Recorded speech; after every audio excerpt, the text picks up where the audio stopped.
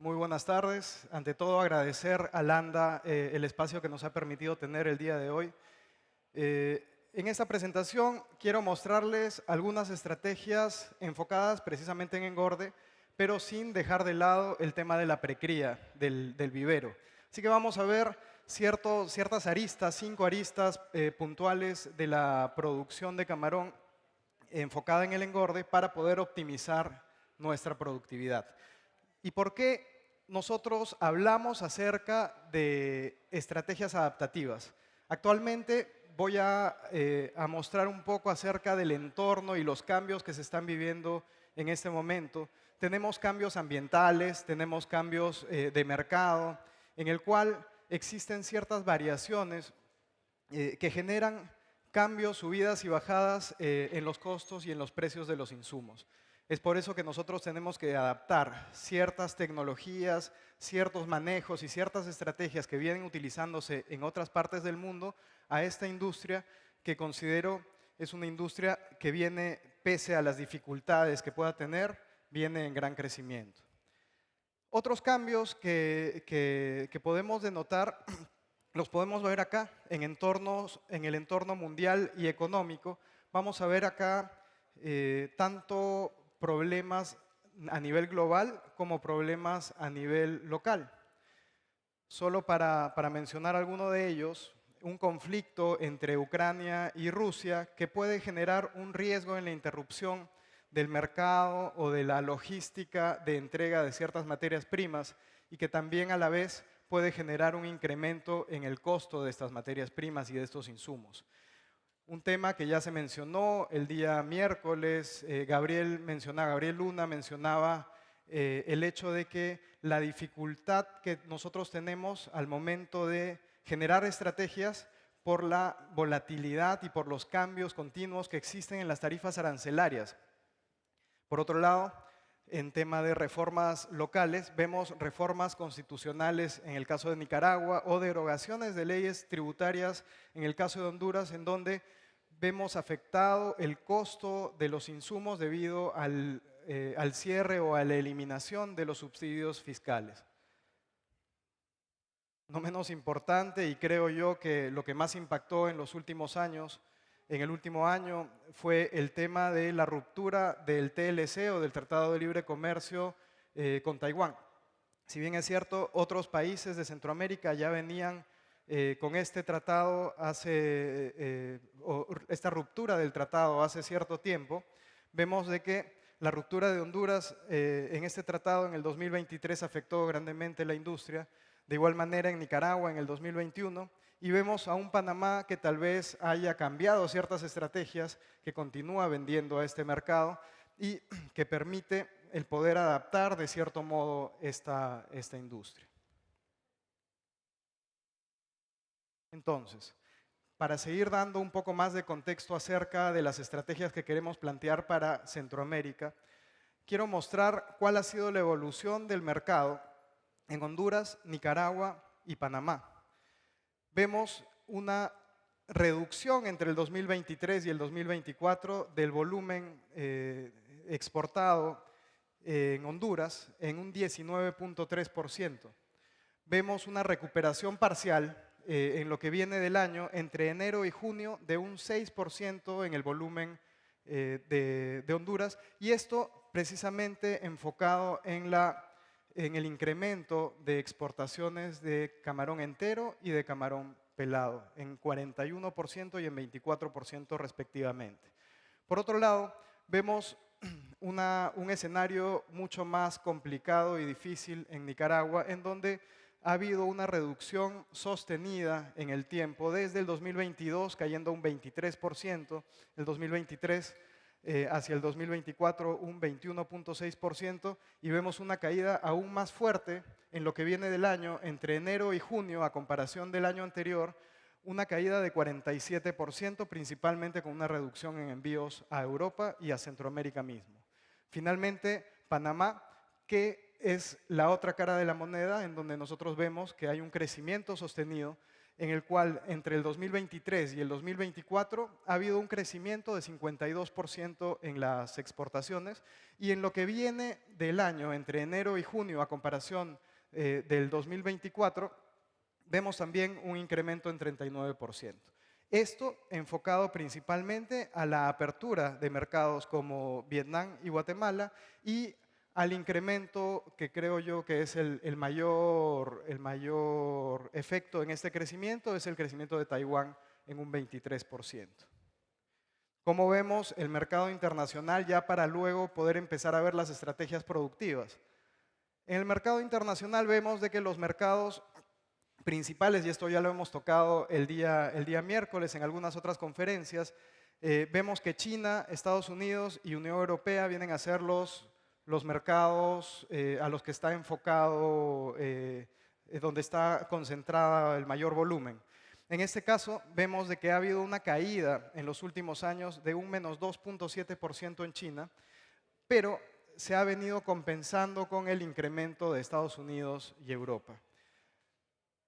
Por otro lado, rápidamente les muestro cuáles son las tendencias de los precios. ¿Y por qué les muestro esto? Porque a lo que nosotros deberíamos enfocar nuestras estrategias es precisamente a buscar ciertos mercados que estén pagando mejor. En este caso vemos de que China es el mercado que tiene un menor precio a nivel histórico, mientras que Estados Unidos y Unión Europea cuentan con un mejor precio. ¿Por qué Estados Unidos con un mejor precio? Por el hecho de que requiere una mayor cantidad de certificaciones. Estas certificaciones, como sabemos, el mercado o la industria hondureña las tiene, así que podrían ser una ventaja inicial para poder continuar comercializando en este mercado. En el caso de la Unión Europea, pese a no ser un país productor, sí vemos de que requiere o cuenta con una mayor cantidad de países abastecedores de camarón. Es por eso de que los precios no son tan altos como los de Estados Unidos, pero sí son mejores que los del mercado de China, que es un país productor y que además tiene otros países que abastecen de camarón, como Ecuador, Vietnam, India, ¿no? Ya para empezar con las estrategias productivas. Dando este entorno complicado, quiero resumir en 4 puntos los principales retos productivos a los que nos estaríamos enfrentando. En este caso, mencionar el consumo acelerado de alimento. ¿Por qué el consumo acelerado de alimento?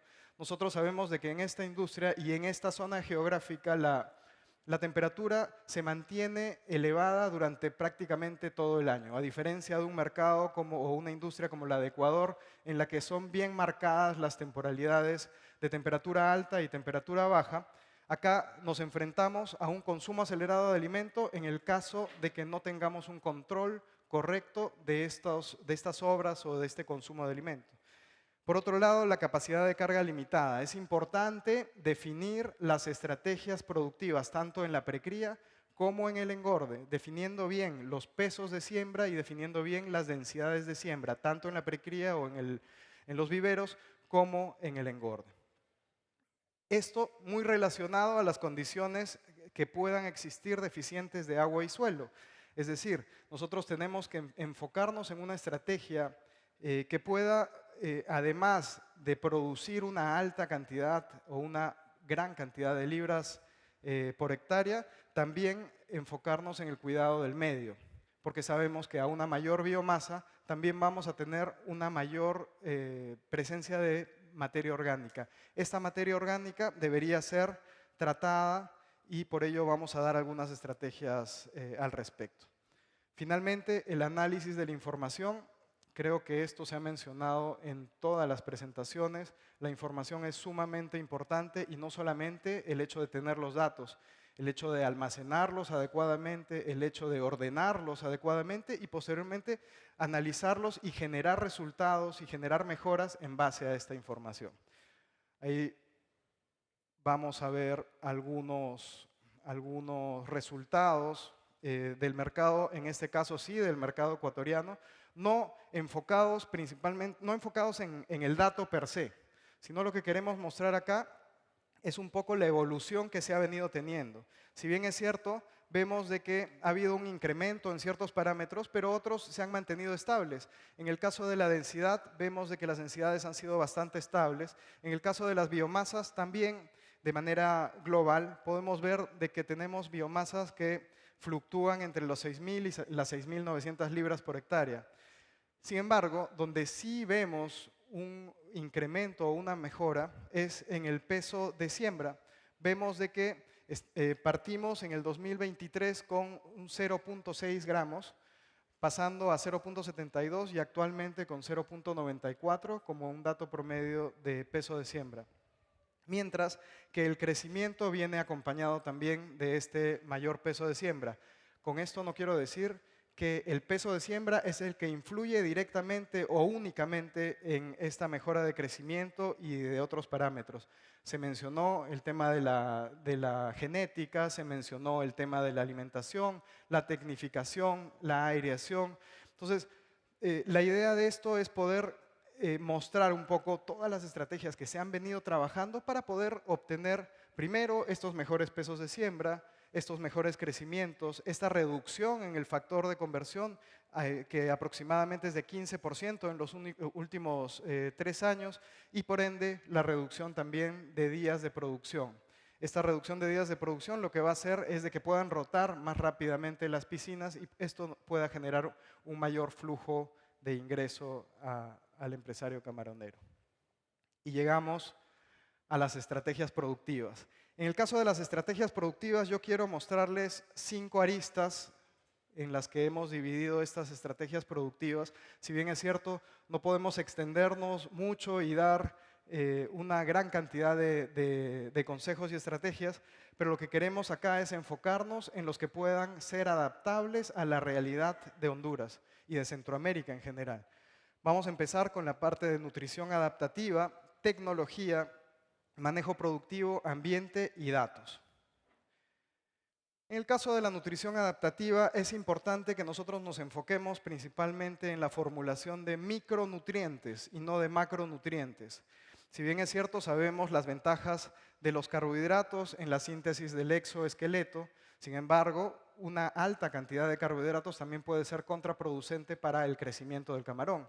En el caso de los lípidos, no enfocarnos en el porcentaje de lípidos, sino enfocarnos en los ácidos grasos esenciales. Vemos de que cada uno de los ácidos grasos esenciales tiene un propósito o una función diferente. Es decir, nosotros debemos enfocarnos en esto para poder obtener el resultado que nosotros realmente queremos lograr. Finalmente, y creo yo que la más importante, la proteína. En algunos casos, y por algún tiempo se mencionaba, oye, vamos a colocarle mayor cantidad de proteína porque esa mayor cantidad de proteína va a generar un mayor crecimiento. Esto no necesariamente es así. Lo importante acá es la calidad de la proteína. La calidad de la proteína, ¿en qué sentido? En el balance de aminoácidos que nosotros estamos añadiendo. Al igual que en los ácidos grasos esenciales, los aminoácidos esenciales lo que hacen es que cada uno de ellos tiene una función específica. En este caso, podemos ver la arginina y la lisina enfocada netamente en crecimiento o una metionina enfocada en el sistema inmune. Entonces, ¿qué pasaría si nosotros colocamos una proteína que tiene o cuenta con un aminoácido esencial enfocado netamente en el sistema inmune, pero no tenemos un aminoácido esencial que también nos dé un buen crecimiento? Lo que va a suceder es de que no va a existir un balance nutricional. Es por ello que muestro este gráfico que seguramente lo conocen bastante bien, en donde se puede ver de que si es que nosotros colocamos un aminoácido por encima de otro sin considerar el requerimiento real del animal o del cultivo, lo que vamos a hacer es de que no cubrimos las necesidades nutricionales de la especie. Es por eso la importancia del balance de nutrientes. Ya pasando un poco más a la parte productiva netamente, dentro de la tecnología quisiera hablar acerca de 2 puntos. No voy a hablar acerca de las programaciones específicas de cada uno de los alimentadores, lo que quiero es mostrar un enfoque más global en el cual nos vamos a enfocar en 2 puntos. El primero, crear ventanas de alimentación, horarios y porcentajes de alimento en cada uno de los, de acuerdo a las características de la piscina y al consumo adecuado del camarón. Y por otro lado, la generación de techos de alimentación. En el caso de las ventanas de alimentación, nosotros en algún momento en Ecuador se mencionaba el hecho de que las temperaturas son muy limitantes y efectivamente las temperaturas son limitantes cuando tenemos temperaturas muy bajas. En el caso de las temperaturas altas lo que sucede es de que el camarón va a seguir consumiendo. Es por ello de que tenemos que adaptar estas estrategias de ventanas de alimentación a la realidad centroamericana. En este caso, a lo que deberíamos enfocarnos nosotros es netamente, o bueno, inicialmente, a los niveles de oxígeno, en donde nosotros veamos cuáles son los niveles de oxígeno de acuerdo a un perfilamiento hora a hora, o cada 2 horas en todo caso, para poder tener ese perfilamiento de oxígeno y también de temperatura en algún momento, pero en base a estas características fundamentales de oxígeno, ver cuáles son los horarios y los porcentajes que nosotros debemos de entregar de alimento. En el caso de la temperatura, si bien es cierto, hay una práctica muy común que es que cuando tenemos las temperaturas muy altas, lo que se hace es suspender la alimentación. Esto efectivamente se realizaba anteriormente cuando llegábamos a temperaturas de 30, 32, 33, 35 grados, que eran casos muy especiales en el caso de Ecuador, pero lo que se vio y lo que se analizó es de que no necesariamente lo óptimo es eliminar la alimentación en esos horarios. Es decir, si nosotros tenemos entre 3 de la tarde y 6 aproximadamente el tope de niveles de temperatura, el tope más alto de temperatura, no necesariamente nosotros debemos suspender la alimentación, sino reducir la dosis porcentual que se está entregando a esa hora para evitar de que el camarón se aleje de la zona de alimentación, porque después cuando nosotros retomemos la alimentación a las 6, 7 de la noche, lo que va a suceder es de que va a tomar un tiempo en retornar a esa zona de alimentación. Es por eso que debemos adaptar esta recomendación. Por otro lado, tenemos los techos de alimentación, nuevamente enfocado a temperaturas, a condiciones de temperaturas elevadas. ¿Y por qué a condiciones de temperaturas elevadas? Porque si actualmente estamos empezando a trabajar con un sistema de hidrofonía que lo que hace es responder a las masticaciones del camarón, lo que va a suceder es de que precisamente en horas de alta temperatura, esta masticación va a continuar y no necesariamente el camarón va a metabolizar la totalidad del alimento. Es por ello que se recomienda el uso de techos de alimentación. ¿A qué me refiero con techos de alimentación? Son 3 pasos que se deben realizar. Si nosotros ya estamos trabajando con hidrofonía y lo que queremos es evitar de que exista una sobrealimentación, tenemos que definir primero cuál es la sobrevivencia que nosotros estaríamos evaluando o determinando en ese momento en la piscina. Luego se le añade un porcentaje de supervivencia, podríamos decir en cierto modo exagerado, el cual podría ser un margen bastante alto en el cual nosotros estaríamos determinando la cantidad de alimento que tendría bajo esa sobrevivencia y una vez que determinamos esa cantidad de alimento, colocamos ese valor como techo de alimentación. Ahí hay un ejemplo bastante práctico. Nosotros determinamos que se tiene un 85%, le colocamos un plus, que es un adicional que estaríamos imputando nosotros, de 30% y con eso estamos calculando un 115%. Ese consideraríamos nosotros que es el máximo de sobrevivencia que estamos teniendo. Calculamos la dosis que debería alimentarse a ese 115% y estamos obteniendo 150 libras por hectárea en este ejemplo. Esas 150 libras por hectárea debería ser el techo de alimentación para evitar de que exista una sobrealimentación en condiciones de alta temperatura. Por otro lado, el tema de manejo productivo. En esta presentación yo quisiera mostrarles un poco acerca de los análisis que se han venido haciendo de distintas densidades, pesos de precría y también densidades en etapa de engorde. En este primer gráfico, lo que podemos ver es en el eje X un grupo de densidades y en el eje Y un grupo de biomasas transferidas en libras por hectárea. La línea roja viene a ser el costo por millar que nosotros vamos obteniendo. Como les digo, esto es sacado del bench productivo que nosotros tenemos en Ecuador. Son aproximadamente 5.178 transferencias y de lo que podemos observar es de que el costo por millar, conforme va aumentando la densidad de siembra de la precría, va disminuyendo. Es decir, si nosotros hacemos una siembra entre 0 y aproximadamente 150 o menos de 150 camarones por metro cuadrado, el costo por millar, conforme va avanzando o va subiendo esa densidad, va a ir disminuyendo. ¿Dónde es que vemos el punto de inflexión? Lo vemos entre 151 y 200 camarones por metro. ¿Qué significa esto? No significa que 151 a 200 sea la mejor densidad a sembrar en precrías, sino significa que en ese momento ya tenemos una inflexión y que si seguimos aumentando la densidad de las precrías, muy probablemente ya tengamos un incremento de el costo por millar. Después vamos a ver una fusión entre el costo por millar, el peso de transferencia y la densidad, que creo que va a explicar mucho mejor estos resultados. Acá tenemos un cuadro referencial igual con estas mismas 5.178 precrías o transferencias, en donde hacemos un análisis del costo por millar para cada uno de los pesos de transferencia. ¿De qué nos sirve esto? Si bien es cierto, hemos visto de que existe un mayor crecimiento en el engorde conforme mayor sea el peso de transferencia, lo que acá tenemos que determinar es hasta cuánto podemos o estamos dispuestos a pagar por ese mayor peso de transferencia que nos cubra el costo o que sea efectivo para el crecimiento y el desarrollo que se tiene en engorde.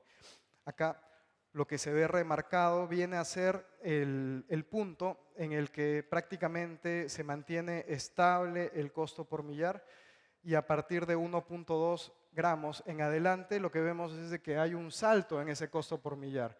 ¿Qué estaría generando este salto en el costo por millar? Estaría indicándonos de que tenemos que hacer una evaluación mucho más detallada si es que realmente nos conviene realizar esa mayor inversión para poder tener resultados en el engorde. De acá sale una recomendación, al igual que en la anterior, entre 150 a 200 camarones por metro, en este caso la densidad. Y acá entre 0.6 y 1.2 el peso de transferencia de acuerdo a los resultados que vemos en la tasa en el costo millar. En este otro análisis hacemos una referencia, como les comentaba, tanto de la densidad, el grupo de densidades en camarones por metro y el peso de transferencia cada 0.2 gramos. Lo que buscamos acá es que internamente lo que tenemos son los costos por millar y de acuerdo al color, lo que vamos a ver es de que a una mayor intensidad de color es un valor mayor o un costo por millar más alto. Entonces lo que buscamos es ver dónde se genera este equilibrio, esta relación adecuada para obtener un mejor costo millar entre densidades y costo y pesos de transferencia. Lo que vemos es de que hacia el lado derecho vemos una coloración un poco más oscura. ¿Qué nos quiere decir? Y es lo mismo que nos decía el cuadro anterior de las densidades. Nos quiere decir de que con densidades bajas de precría o vivero, nosotros lo que vamos a tener son costos altos o costos por millar elevados. Por otro lado, vemos que hacia la zona baja también se ve una coloración más oscura y esta coloración también nos indica de que conforme mayor sea el peso de transferencia, mayor va a ser el costo por millar. ¿Dónde es de que encontramos un punto de equilibrio? Aproximadamente entre 151 y 200 camarones por metro cuadrado con una relación en los 0.7 gramos aproximadamente, entre 0.6 y 0.8, por lo cual es, en cierto modo, los dos parámetros que deberíamos buscar. Una vez que ya tenemos determinado el peso de transferencia y la densidad de transferencia adecuada, tenemos que tener estrategias para mantener las densidades adecuadas en engorde. En este caso, lo que muestro es un protocolo o una estrategia de raleos. En muchas ocasiones la experiencia ayuda mucho a poder determinar cuánto es que nosotros deberíamos de generar como raleo. Digo la experiencia por el hecho de que si es que hemos trabajado por mucho tiempo con exactamente las mismas densidades y sabemos de que en todo momento siempre se presenta la misma mortalidad o la misma sobrevivencia en cierta época del cultivo, podemos determinar, oye, yo podría hacer un raleo a partir de tal vez los 13 gramos y voy a ralear el 20% o voy a ralear el 30%. Eso podría decírnoslo la experiencia. Sin embargo, creo bastante importante, y es una recomendación que les doy, que es bastante sencilla de trabajar, el hecho de poder hacer un cálculo adecuado de la cantidad exacta de animales que se deben ralear. Primero, ¿cuándo o qué debo revisar para poder determinar si es que hay que hacer un raleo? Lo primero es definitivamente revisar la tendencia de crecimientos, los bajones de oxígeno, la presencia de mortalidad y no menos importante si es que tenemos disponibilidad en planta o existe un pedido de camarón. Pero si nos enfocamos netamente a la parte productiva, es importante ver tendencias de crecimiento, niveles de oxígeno y presencia de mortalidad. Eso ya nos indica si es que estamos superando la capacidad de carga. Igual tenemos que calcular de manera adecuada la biomasa que existe en la piscina y eso también nos va a dar una referencia. ¿Cuánto debo ralear? ¿Cuáles son los inputs que nosotros deberíamos colocar? La capacidad de carga de la piscina, eso ya deberíamos conocerlo, la densidad y el peso actual para que podamos calcular cuánto camarón deberíamos nosotros retirar de la piscina. La proyección de crecimiento, porque nosotros vamos a realizar una proyección de crecimiento y una proyección de biomasa a pesca para poder determinar cuántos animales tendrían que quedar. Y finalmente, determinar cuánto alimento debemos de entregar por raleo. Existen ciertas calculadoras de bolsillo, tal vez lo podemos ver de manera más detallada en otro momento, pero creo que es importante que si lo manejen de esta forma para evitar superar las capacidades de carga. Otro tema es el control de consumo. En este caso, lo que recomendamos nosotros es de que se tenga mínimo uno, pero acá se colocan dos protocolos o métodos de control de alimento. El primero, el de platos testigo, que creo que es uno de los más conocidos, y el otro, el triángulo de arrastre, que como sabemos no solamente nos da información respecto a las cantidades o restos de alimento que puedan existir en la piscina, sino también si es que existen camarones mudados, si es que existen camarones muertos, si es que existe muda, si es que existe, perdón, suelo dañado, por lo cual esto nos da muchísima más información.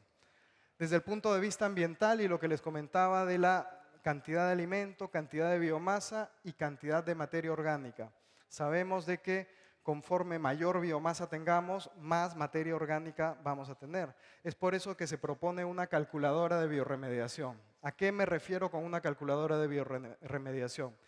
Si nosotros estamos generando un aporte mayor de materia orgánica, también deberíamos generar un aporte mayor de bacteria o biorremediación.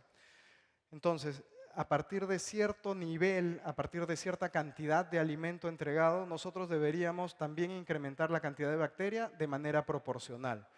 A esto se refiere esa calculadora de biorremediación. Nosotros, conforme más alimento o conforme más biomasa tengamos, también debemos hacer ajustes en la cantidad de biorremediador. Acá dejo una lista, no voy a entrar a detalle ni la voy a leer, es simplemente para dar una referencia de cuáles son las cepas en la acuicultura y cuál es el beneficio principal para cada uno de los problemas que puedan existir. ¿Y por qué coloco este cuadro y este detalle acá? Es porque precisamente la biorremediación debe ser una biorremediación ad hoc. No todas las fincas, no todas las piscinas tienen exactamente el mismo problema. Entonces lo que necesitamos acá es determinar, si nosotros tenemos un problema X, tenemos que solucionarlo con la cepa que genere una solución para ese problema. Es por ello que es importante pedirle a los proveedores de insumos y de bacterias este tipo de referencia para saber si es que nosotros estamos dando una correcta biorremediación. Finalmente, Y ya para concluir, creo yo, una de las partes más importantes en esas estrategias. A nivel de datos, ¿qué cosa hacemos con los datos? Se habló mucho de, bueno, sacamos información ambiental, vemos las tendencias, información del cultivo, vemos cómo creció el camarón. Pero ¿qué más podemos hacer? En este caso, lo que se recomienda es un ajuste de curvas de alimentación. Este ajuste de curvas de alimentación lo que hace es de que una vez que nosotros tenemos la pesca y ya tenemos determinada cuál es la sobrevivencia que tuvimos, generamos un retroceso de esa sobrevivencia para poder asignar una sobrevivencia a cada una de las etapas del cultivo. Una vez asignadas las sobrevivencias a cada una de las etapas del cultivo, podemos hacer un cálculo de la biomasa. Una vez calculada la biomasa, podemos hacer un cálculo del factor del body weight o del SFR, el body weight. Una vez tenemos esos body weights de cierta manera reales, lo que vamos a hacer es una curva de dispersión y vamos a hacer una línea de tendencia con esos valores. Una vez tengamos esos valores, podemos determinar curvas ajustadas de alimentación para las características de cada una de nuestras fincas. La idea es de que en un principio nosotros teníamos recomendaciones, o se tiene todavía una recomendación general por parte de la Casa de Alimentos. La Casa de Alimentos efectivamente da una muy buena referencia de estas curvas de alimentación, sin embargo, las características de cada uno de los centros de cultivo y hasta de las piscinas es muy particular. Es por ello que se recomienda el hacer todo este proceso para determinar curvas de alimentación específicas para cada finca. Y finalmente, este análisis, que tal vez sea un poco más complejo, y lo explico rápidamente, acá lo que podemos ver es el factor de conversión alimenticia, el SGR, que viene a ser la curva o la tasa de crecimiento, y en la parte inferior el SFR o body weight, que es la cantidad de alimento que estamos entregando. ¿Qué es lo que nosotros hacemos? Debemos determinar cuál es el punto máximo de alimento que debemos entregar en la parte inferior, la cantidad máxima de alimento que nosotros debemos entregar para obtener el máximo crecimiento con el menor factor de conversión posible. Esta es una curva bastante utilizada, es la curva de Talbot, y en esta lo que podemos hacer es un análisis a nivel finca, no es un análisis a nivel piscina, es un análisis a nivel finca. Determinamos un bloque de pesos, un rango de pesos que vamos a analizar dentro de la finca, agarramos toda el grupo de resultados que tengamos de factor de conversión SGR y SFR y determinamos para ese rango si es que existe una sobrealimentación, una subalimentación y una sobreentrega de alimento.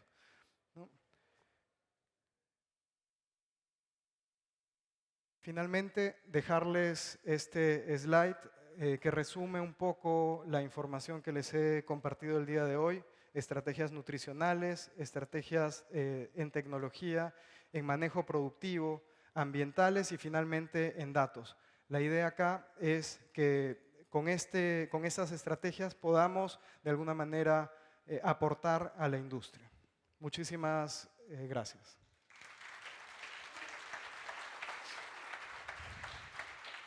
Bien, muchísimas gracias.